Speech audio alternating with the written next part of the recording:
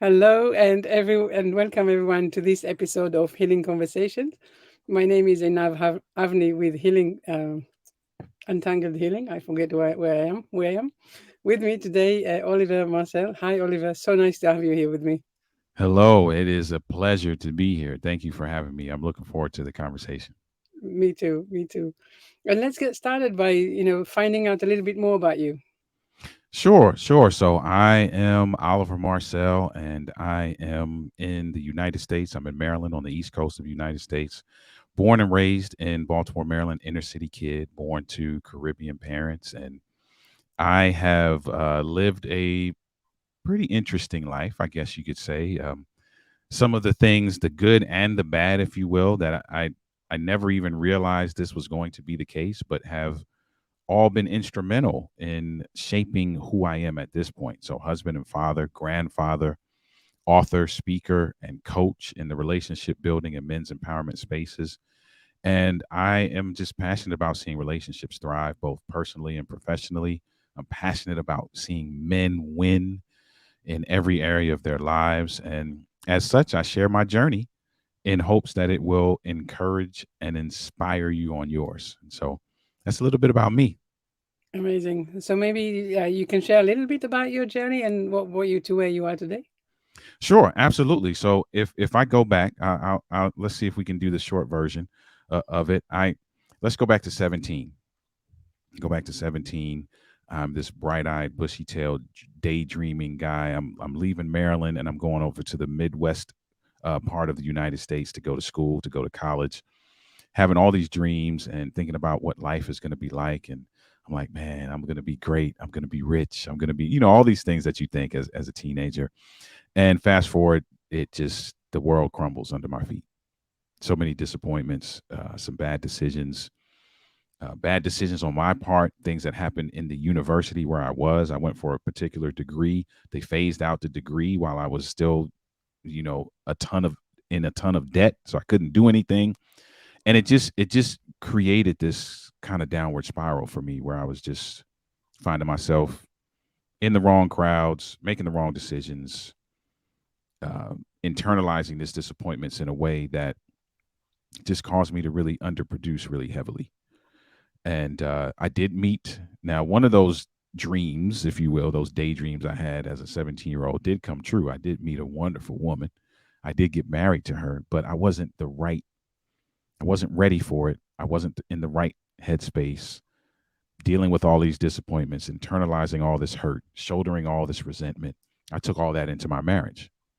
Mm. And you can imagine like how that turned out in the beginning, right? That's not conducive to a successful relation, building a successful relationship.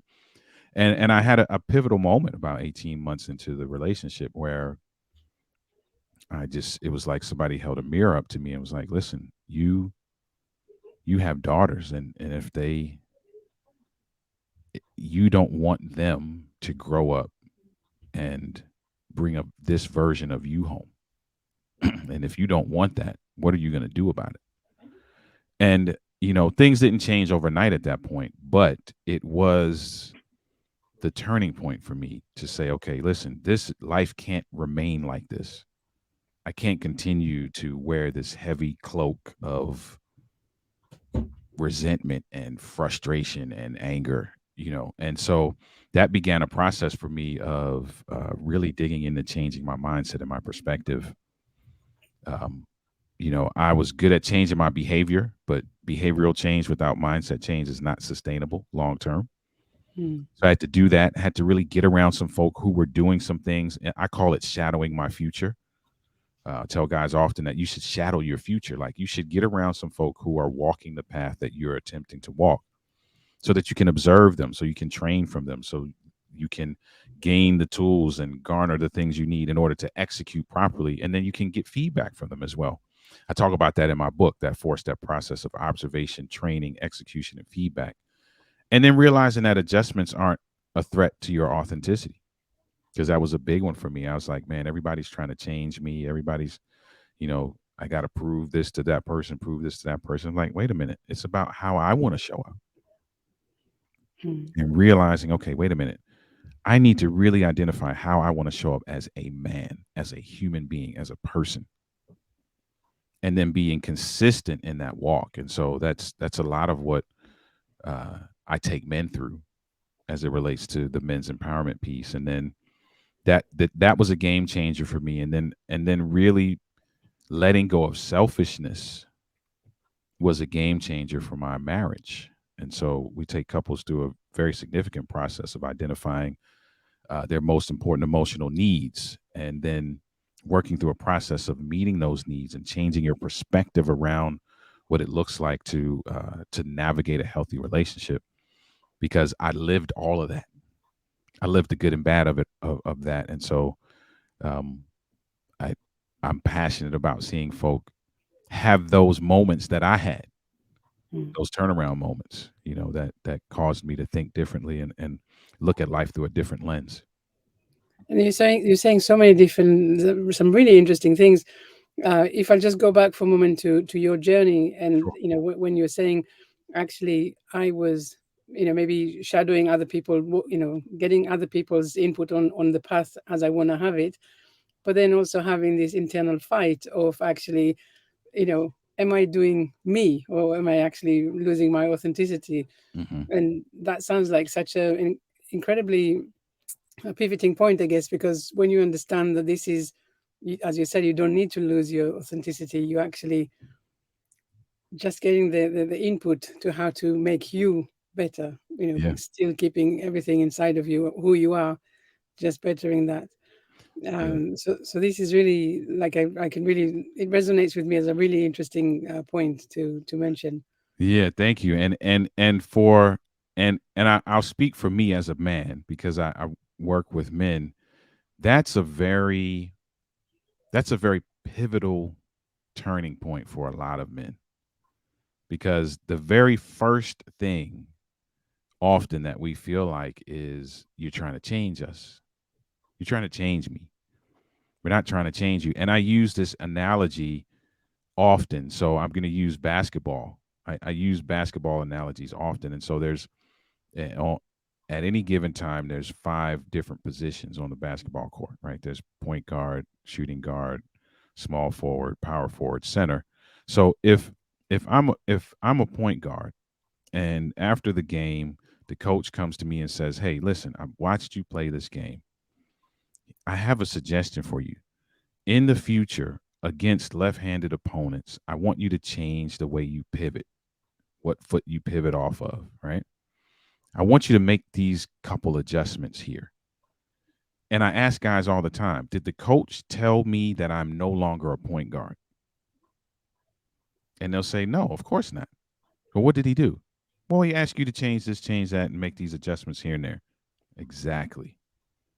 That's all we're doing. We're making adjustments that will essentially set us up for a greater result, for a more enriching experience, for a thriving relationship, for a greater experience with your team at work. It's just adjustments. It's adjustments. And so making that realization, and then owning that, recognizing it, and accepting it, is a turning point for many folks. Yeah. And so the next thing that you said was, for you yourself, letting go of selfishness was, another Mhm. major point. How did you know that selfishness was the thing that, as you said, your need, and that you needed to look at it from a different perspective? Yeah, that's a great question. And I honestly, I probably always knew, but I didn't want to categorize it as that. So Right. I got married for very selfish reasons. I know I did. It was a lot about, what was I going to get out of it?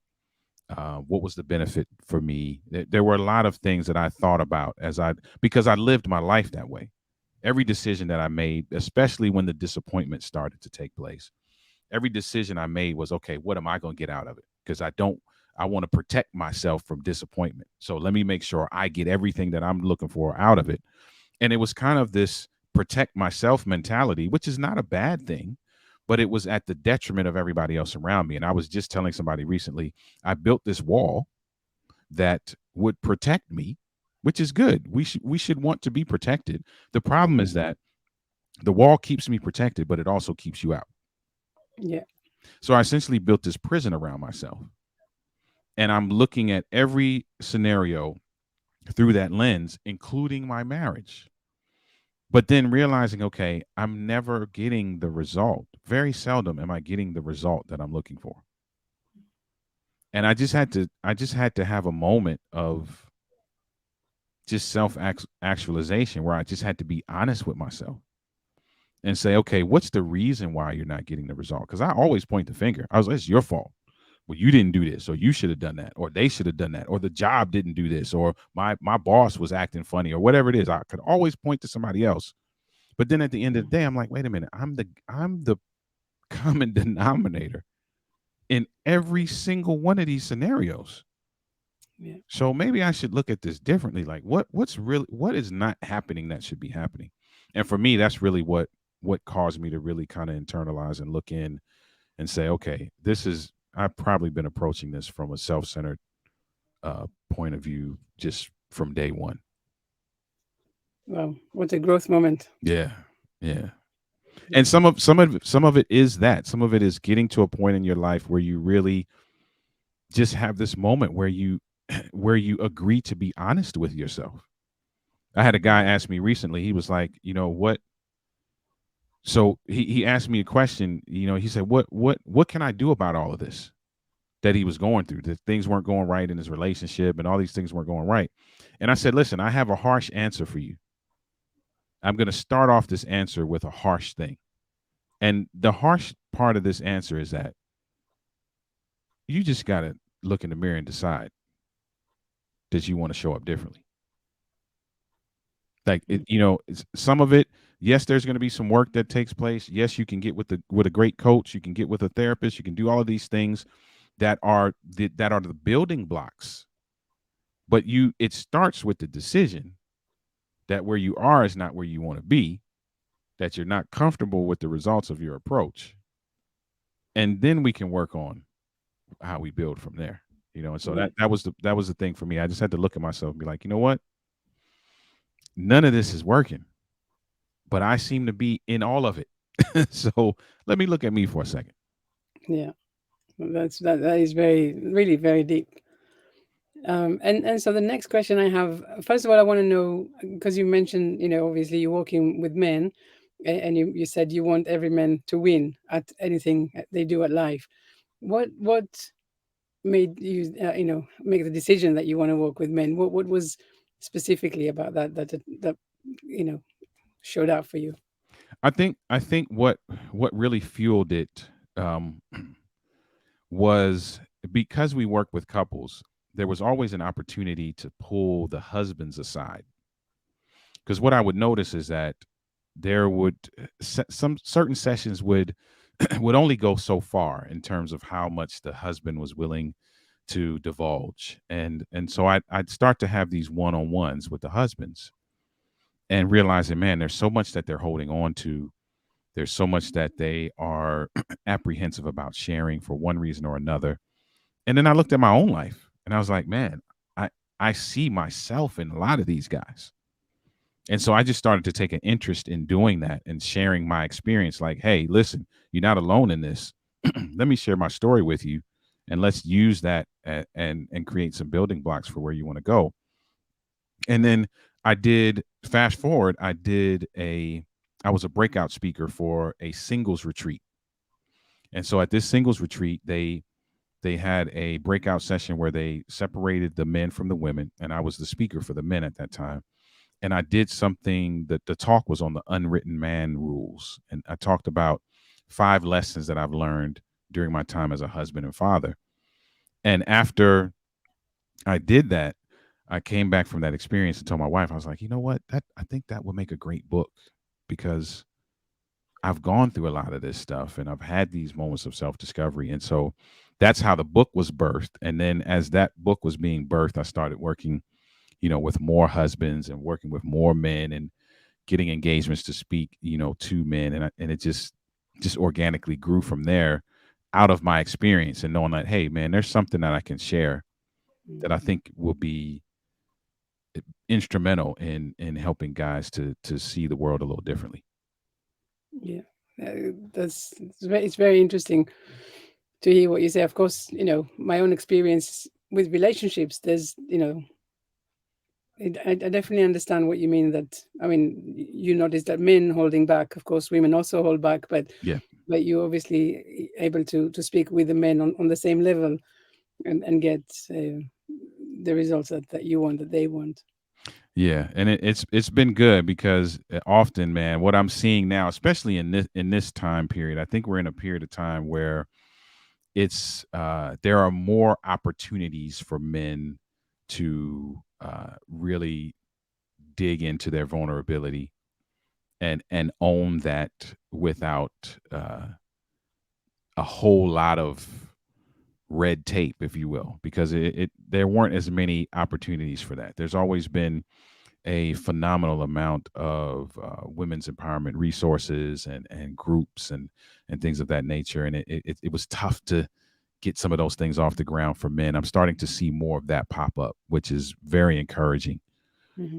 And just seeing more men are actually, and I think the pandemic may have had something to do with this, where we just started to realize, wait a minute, man, we gotta pay some attention, man, to the things that matter, and maybe the things that we thought mattered weren't don't really rank that high on the list as much as Yeah. some of these other things like mental health and mental stamina and mental capacity and mental load and all of these things that we're now really starting to really pay a lot of attention to. Hmm. And so that's helping to open a door and create a space for men to be more open in that regard. And so I agree with you. So important. I want to ask, the next thing that you mentioned was really about the needs and teaching people what is the needs that they, what they're missing or what they look out for. Can you tell me a little bit about that? Sure. My wife and I went through a process that was a game changer for our marriage, and we often take our clients through this process at some point during their time with us, and it's identifying your most important emotional needs. And there's several different types of needs. There's needs that make you comfortable. There's needs that you have that aren't really, you can categorize them as needs, but they really don't have any bearing on whether your relationship thrives or whether it dies, right? They're just things that you like, preferences almost, if you will. But then there's needs where, and there's a book that I read a long time ago. They kind of categorize it like this: needs that, when they're met, you tend to fall in love with the person who meets those needs, Hmm. and identifying what are those needs. And so my wife and I went through this exercise where we had to identify five. They told us to cap it at five. Identify five of these very emotional needs. And then we had to, it wasn't just about writing down five things. It was a very intricate process. We had to have discussions and conversations where we broke down those things. So let's say, for example, to give an example, let's say the need that someone comes up with is affection. I need more affection. That's a very umbrella term because affection may mean something very different for you than it means for me. So now it's about digging into that. What does affection look like for you? What are the specific things that fall under the category of affection? Tangible things that you can hand hold on to and implement. And so we had to have this discussion where we broke down those things. What does it look like? Um, why is the need important? How does the need benefit the marital team? And how can your mate help to facilitate that need and really dig in those areas? Then the backside of that, because that's a process. The Yeah. backside of that is now committing, both of you committing that you will now be intentional about meeting those needs now that you understand what the need is, why it's important, how it benefits the team, and how you can help facilitate. Committing that you're going to intentionally meet those needs as consistently as possible. For me, again, going back to the fact that I was very selfish, for me, that was a game changer because that gave me the opportunity to now take the focus off of myself and put the focus on my mate. She did the same for me, which created this cyclical effect that I have been banging my head against the wall trying to obtain but trying to obtain it through selfish measures. Mm. It was a game changer for me. And I've watched couples, I mean, I've watched couples have moments. I'm thinking of one right in my mind right now. I've watched couples have just I can't even articulate, have moments that are just like so eye opening and so gripping, you know, seeing clients break down and cry like, wow, I can't believe that. Wow, this is what I was looking for kinds of moments, right? When they realize, wait a minute, we have been fighting against each other when we are a team, and so that's been significant And, in the journey that we take couples through. but this is the interesting thing in here, I guess, is that mm, this kind of journey that you're describing is very intimate, and of Yes. course, you need to trust each other. And Right. it's just interesting for me that a lot of the time when people or couples go to get help, therapy, or coaching or whatever it is, they come because they probably don't have that element. That Exactly. element of trust and intimacy is not really at play. So Yep. how are you getting them to really, leave the swords at home Mhm. and actually play nice with each other to actually be able to get these results?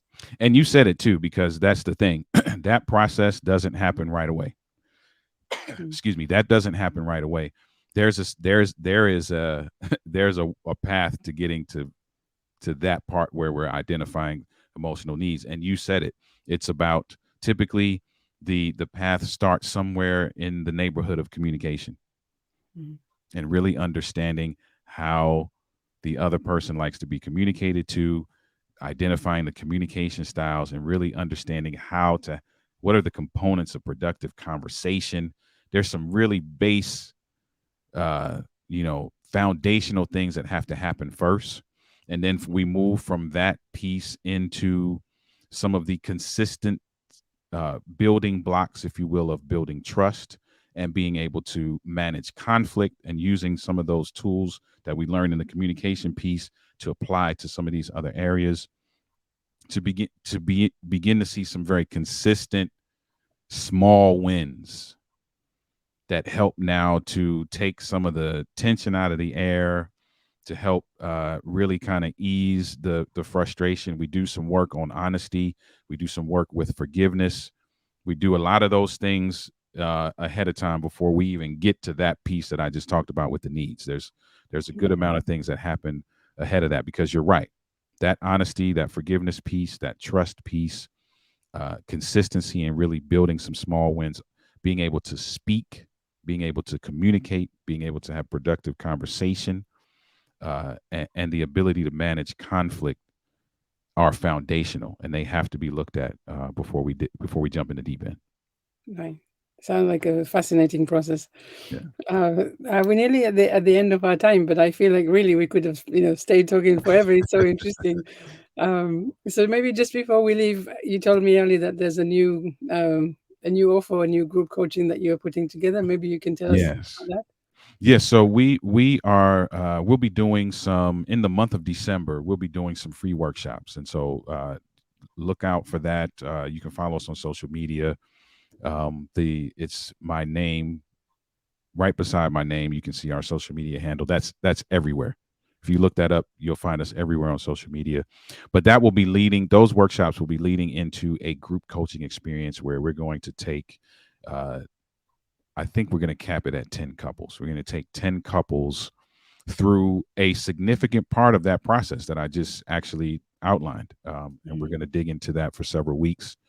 And you'll come away with a blueprint that you can work off of, because often we know we want to build the relationship of our dreams, but you can't build your dream home by just going to a builder and saying, hey, build whatever you feel like. We sit mm, down, we have a blueprint, we're like, hey, I want these colors, I want these carpets, I want these appliances, I want these things.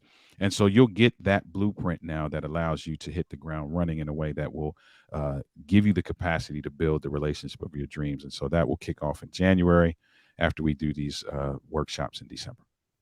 amazing. So later on, after I publish the the talk, I will add your social links. And when you have the link to the workshops and the group coaching, then please do come back and let us know so that people can join or find out more about it if they want. Absolutely. Thank you. Much appreciated. Great. Well, Oliver, it was really incredible talking with you. I've enjoyed every moment of this conversation. Thank you so much for being here with me and sharing your wisdom. Thank you. Thank you. It's my pleasure. Thank you for having me on the show. Much appreciated. Thank you.